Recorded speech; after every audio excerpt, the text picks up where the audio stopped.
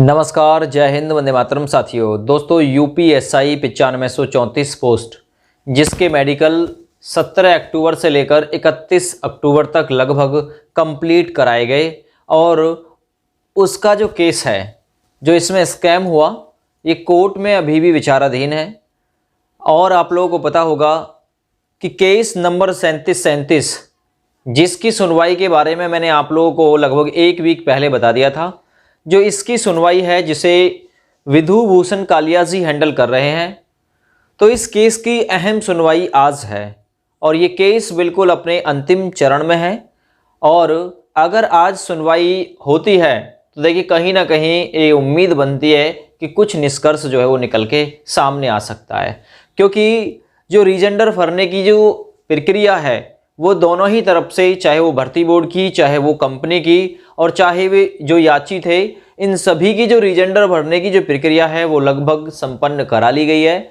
और आप लोगों को पता होगा, और नहीं पता है तो देखिए आपकी नॉलेज के लिए मैं बता देता हूँ, इसकी जो केस की सुनवाई है ना वो पहले 14 नवंबर को होनी थी, लेकिन अर्जेंसी का मतलब होता है आपातकालीन जो बोलते हैं, ठीक है ना, इमरजेंसी जैसे बोलते हैं, या फिर अर्जेंसी यानी कि बिल्कुल अर्जेंट है, ठीक है ना, तत्काल जरूरत है इस केस को सुनने की।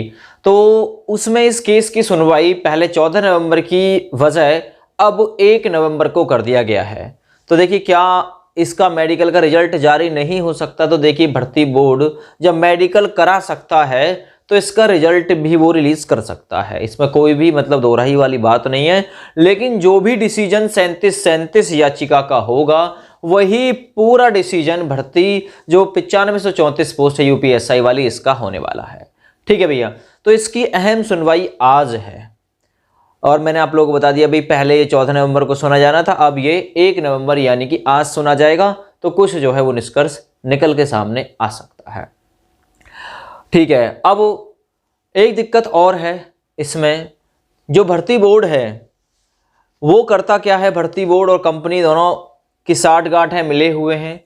वो 3-3, 4-4 जो वकील है केस को मतलब जल्दी से ख़त्म कराने के लिए, ताकि दूसरा जो वकील है यानी कि विधु भूषण कालिया जी, उनके ऊपर मतलब प्रेशर बनाया जाए।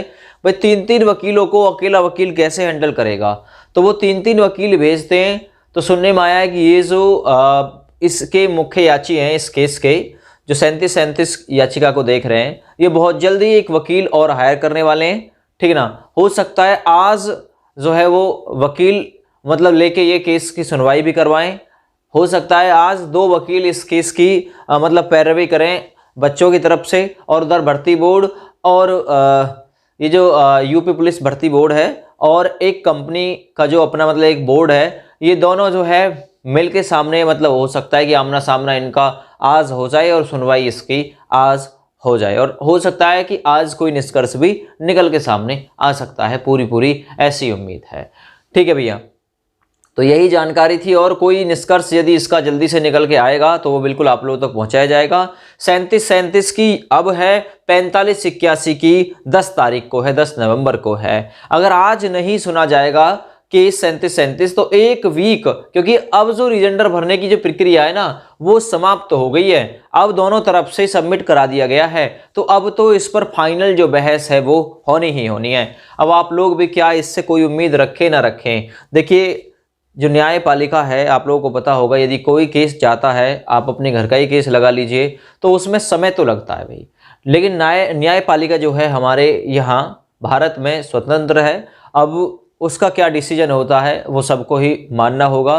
तो आप लोग कहीं ना कहीं इससे थोड़ी बहुत उम्मीद जो है वो बिल्कुल रख सकते हैं, ठीक है ना, क्योंकि आप लोगों को पता होगा भाई, हमने और आपने तो पकड़ा नहीं है। जितने भी कैंडिडेट, लगभग 170 से जो ऊपर कैंडिडेट पकड़े गए हैं, वो सारे के सारे भर्ती बोर्ड ने और सरकार ने ही पकड़े हैं।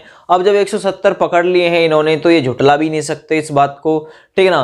किसी एग्जाम में 10 पकड़ लिए जाते हैं तो वो पूरा एग्जाम निरस्त हो जाता है, लेकिन यहाँ 170 पकड़ने पर भी जो मामला है वो ऐसा का ऐसा ही बना हुआ है। भर्ती बोर्ड और सरकार ये नहीं चाहती है कि ये भर्ती किसी भी प्रकार से अब नए सिरे से कराया जाए, एग्जाम किसी प्रकार से नए सिरे से कराया जाए। ये चाह रहे हैं कि लीपापोती करके बस इसी को नया बना के आगे जो है वो फॉरवर्ड कर दिया जाए। इनका मतलब है कि भले ही फर्जी सही दरोगाओं को बस आगे बढ़ा दिया जाए और यहाँ तक नौबत आ गई है कि उनका जो मेडिकल है वो भी संपन्न करा लिया गया है। ठीक है ना। धीरे धीरे जो इसमें अनसेलेक्टेड जो बच्चे हैं उनकी जो कहीं ना कहीं आस्था इस भर्ती के प्रति है वो दिन प्रतिदिन टूटती हुई चली जा रही है। तो इसका स्पष्ट है कि जो भर्ती बोर्ड है वो लगातार काम करने में लगा हुआ है और जो केस देख रहे थे ना वो कहीं ना कहीं जो इन केसों को हैंडल कर रहे थे थोड़ी बहुत जो है उनकी चूक हो सकती है। अगर वो थोड़ा जल्दी इसका प्रोसेस करते तो अब तक सुनवाई हो गई होती, लेकिन कई बार छुट्टियां भी बीच में आ गई। तो आप लोगों को पता होगा इस बात का भी मतलब थोड़ा सा फर्क इस चीज़ पे पड़ा है। तो देखिए फाइनल जो बहस है वो बिल्कुल शुरू हो गई है। अब वो क्या डिसीजन आज का होगा ये मैं आप लोगों को कल सुबह बता दूंगा या फिर आज शाम तक भी आप लोगों को मैं बता सकता हूँ कि भाई इसका डिसीजन जो हो किसके पक्ष में आया है। आप लोग कहीं ना कहीं इससे थोड़ी बहुत जो उम्मीद है वो रख सकते हैं। ठीक है ना। कोर्ट पूरी तरीके से फ्री है, जो निर्णय होगा भाई वो आप लोगों के सबके सामने होगा। अब किसके पक्ष में जा सकता है, देखिए मजबूत पक्ष आपका ही है। ठीक है, मजबूत पक्ष आपका ही है, लेकिन इतनी जो आगे की प्रक्रिया बढ़ गई है कहीं ना कहीं हो सकता है कोर्ट ये भी सोच ले कि भाई इतनी भर्ती जो है आगे बढ़ गई है, अब एग्जाम कराओ फिर इसे मतलब दोबारा से एग्जाम करा के पूरा फिर जो प्रोसेस है वो कराओ। तो हो सकता है कोर्ट ऐसा कुछ सोच ले और डिसीजन उनके पक्ष में भी यानी सेलेक्टेड कैंडिडेट के पक्ष में भी जा सकता है। लेकिन जिसके भी पक्ष में जाए जल्दी से जल्दी डिसीजन जो है वो आना चाहिए। जो केस में भर्ती लंबित है ये लंबित नहीं रहनी चाहिए। ठीक है ना। तो डिसीजन जो भी होगा आप लोगों के सामने होगा। फिलहाल जय हिंद। और चैनल पर पहली बार विजिट किया है तो चैनल को सब्सक्राइब भी कर लें, वीडियो को लाइक शेयर कमेंट भी कर दें। जय हिंद।